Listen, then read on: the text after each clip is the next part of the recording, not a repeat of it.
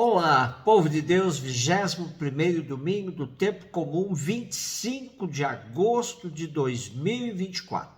Nossa reflexão de hoje é a partir de Josué 24, de 1 a 2a, 15 a 17 e 18b, Efésios 5, de 21 a 32, João 6, de 60 a 69.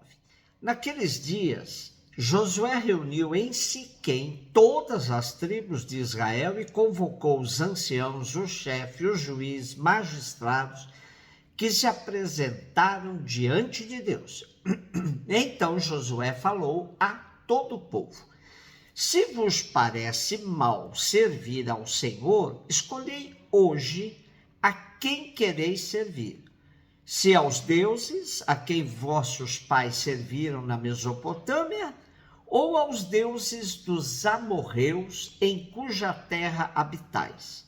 Quanto a mim e a minha família, nós serviremos ao Senhor. E o povo respondeu dizendo: longe de nós abandonarmos o Senhor para servir a deuses estranhos. Porque o Senhor nosso Deus, Ele mesmo é quem nos tirou a nós e a nossos pais da terra do Egito, da casa da escravidão, pois Ele quem realizou esses grandes prodígios diante de nossos olhos e nos guardou por todos os caminhos por onde peregrinamos e no meio de todos os povos pelos quais passamos.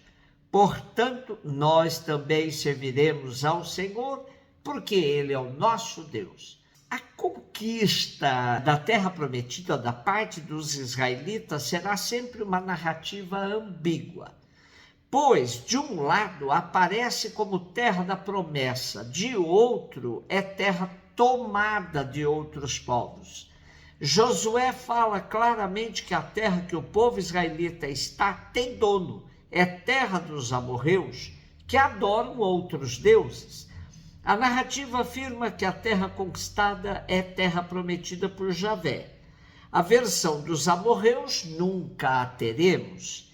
Tendo isso como pressuposto do texto de hoje, uma vez a terra conquistada, seu líder Josué cobra decisão do povo: a qual Deus vocês querem servir?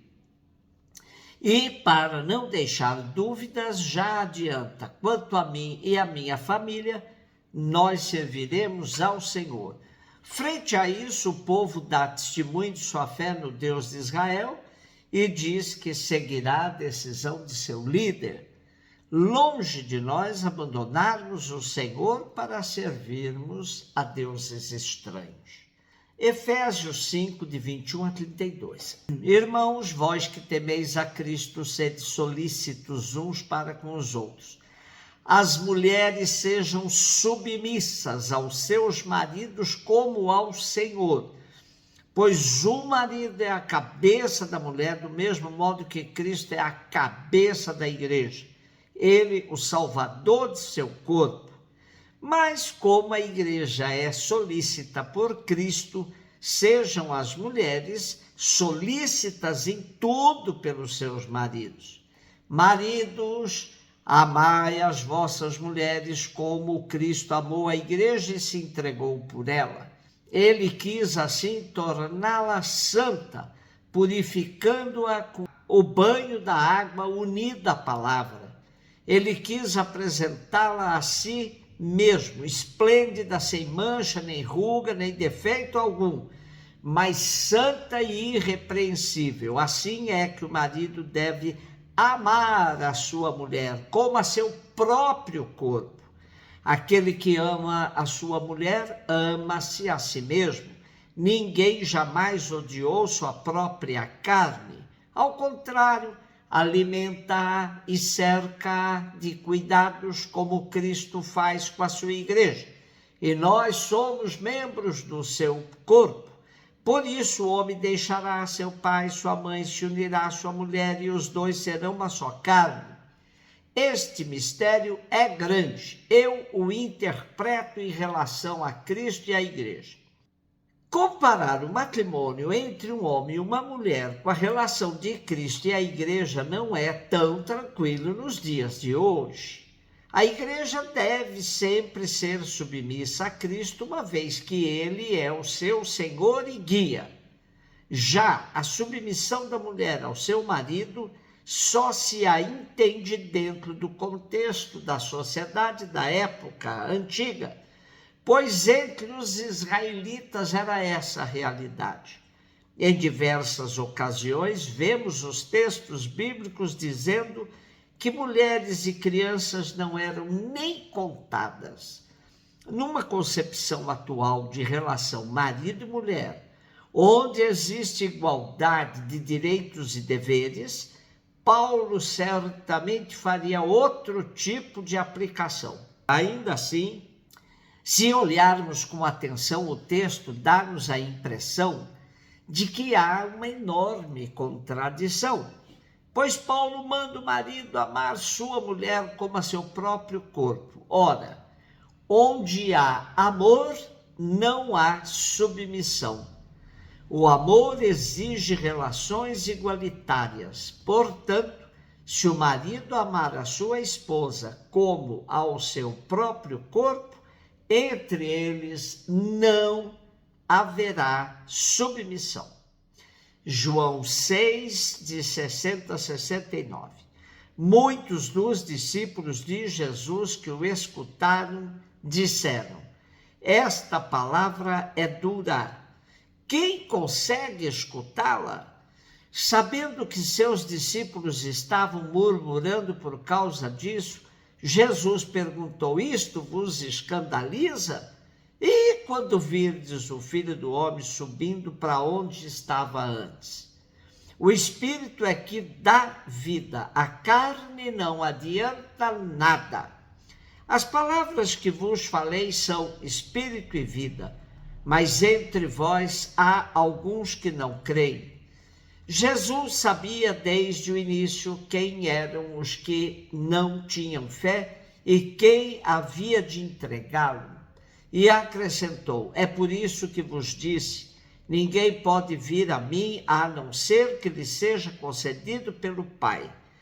A partir daquele momento, muitos discípulos voltaram atrás e não andavam mais com ele. Então Jesus disse aos 12: vós também vos quereis ir embora? Simão Pedro respondeu: a quem iremos, Senhor? Tu tens palavras de vida eterna. Nós cremos firmemente e reconhecemos que tu és o Santo de Deus. O capítulo 6 de João é conhecido como o capítulo eucarístico do quarto evangelho, pois seu autor preferiu dar destaque ao lava-pés na última ceia e não às palavras da instituição da Eucaristia. Ele começou esse capítulo com a grande partilha dos pães como a fundamental motivação para um longo discurso sobre o pão da vida.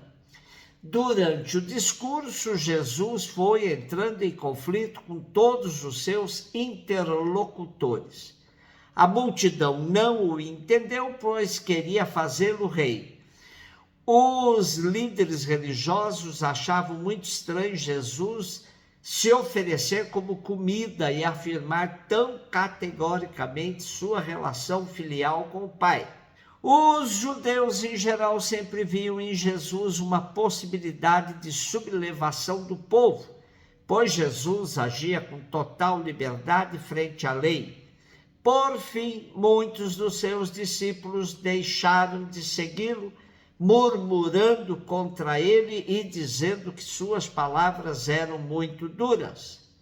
Sobra, no final das contas, seus discípulos mais próximos. Mesmo assim, os versículos que faltam hoje para concluir o capítulo 6 afirma: vocês são os 12 que eu escolhi, mas um de vocês é um diabo.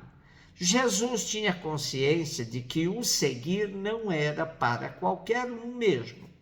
O pão da vida continua sendo o corpo e o sangue de Jesus, dado a nós de maneira central na Eucaristia. Porém, muitas vezes perdemos o sentido da verdadeira comunhão, pois a mesa eucarística é uma mesa profética que anuncia a possibilidade do acesso de todos a esse pão que é Jesus, mas também denuncia que nem todos comungam discernindo o que faz.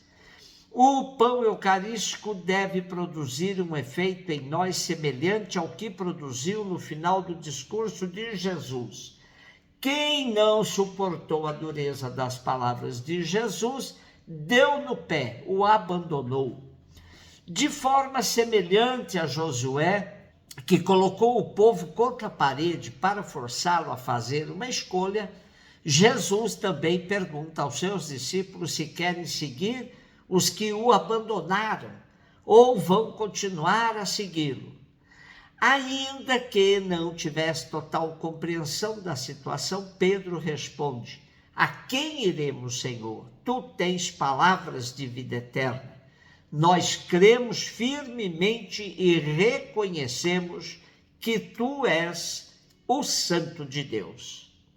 Josué e Jesus nos colocam hoje frente à escolha definitiva de nossa vida. A quem queremos servir, a quem queremos seguir. Um beijo no seu coração.